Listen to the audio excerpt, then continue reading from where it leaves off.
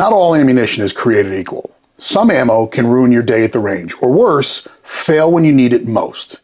Today, we're going to break down the worst types of ammunition out there and why you should never trust them for training or self-defense.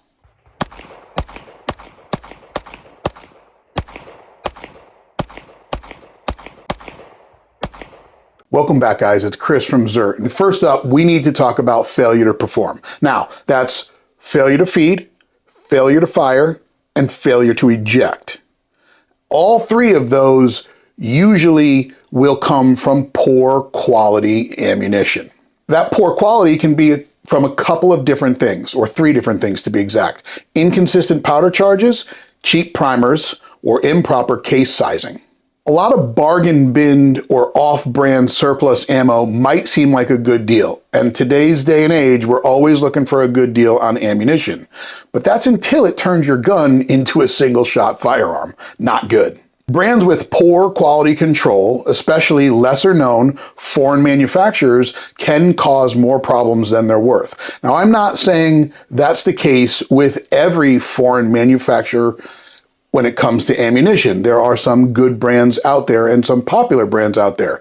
But after COVID, some of these other manufacturers have kind of popped up and taken a place in the market. So what you want to do is you want to watch out for corrosive primers. Steel case ammo can be picky in certain firearms, and rounds that are either overloaded or undercharged can cause problems.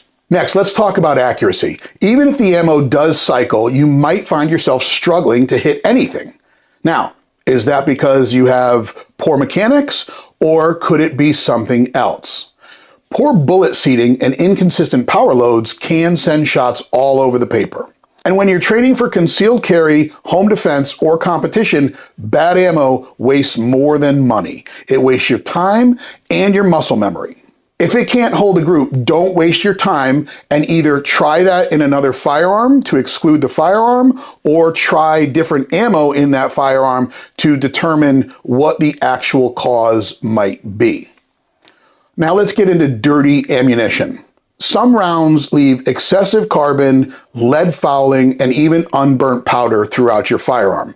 Now, there are definitely some brands that are dirtier than others. Wolf ammo is notorious for being dirty. Steel case also becomes a problem. Aguila, unfortunately, is also considered dirty ammo. What does that mean? Well, that means more cleaning and more risk of failure if you do not stay on top of it. Even worse, some of that old surplus ammo used corrosive primers. You fire a few rounds, you don't clean your firearm, and you might be staring down a rusted out barrel. Can you use some of this for range day? Maybe. Really depends on how dirty and how messed up it makes your experience. But should you use it for everyday carry? Never. You want to use high quality ammunition when it comes to protecting yourself or your family or friends. Now that leads us right to bad self-defense rounds. Self-defense ammunition is a whole separate level. You don't just need it to go bang. You're not just putting holes in paper. You need it to work properly. Now, what defines properly when it comes to self-defense ammunition? That means that it needs to cycle reliably, you need controlled expansion, and you need the right amount of penetration. Some of the cheap hollow points that are on the market right now don't even expand, so that is not what you want. Some full metal jackets over-penetrate. Again, not something that you want. A good self-defense round meets FBI standards. Now, is that an outdated protocol? Some say maybe. But it is 12 to 18 inches of penetration in gel, which is supposed to simulate the human body, and it has to have consistent expansion. That's the bar that has been set for decades.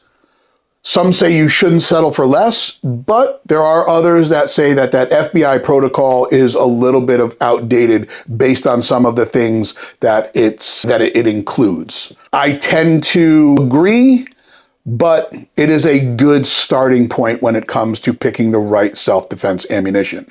Now, we talked about the worst ammo, and one of the things that would qualify ammo as being the worst is safety issues. So even in training, bad ammunition can be dangerous.